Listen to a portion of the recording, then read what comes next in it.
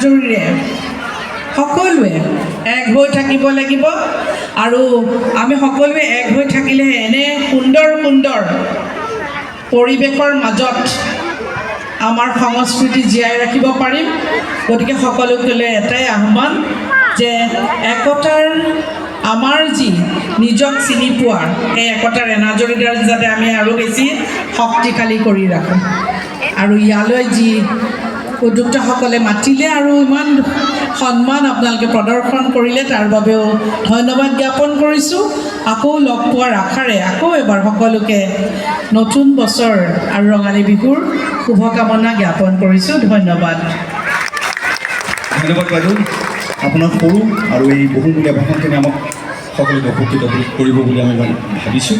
আৰু এইবাৰ নেমকেয়াৰ হস্পিটেলৰ সঞ্চালক ডক্টৰ হিতেশ বৰুৱা ডাঙৰীয়া চমুকৈ দুআষাৰ বক্তব্য ৰাখিবলৈ অনুৰোধ জনাইছোঁ।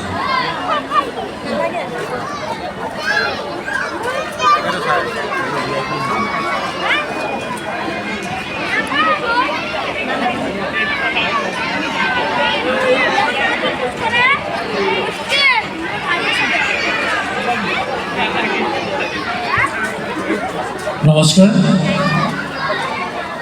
জয়তে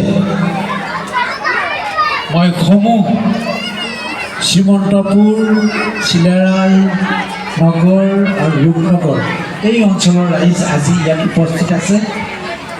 আটাইকে মই মোৰ ৰঙালী বিহুৰ শুভেচ্ছা, মৰম আৰু শ্ৰদ্ধা জানিছোঁ আৰু ওলগ যাচিছোঁ।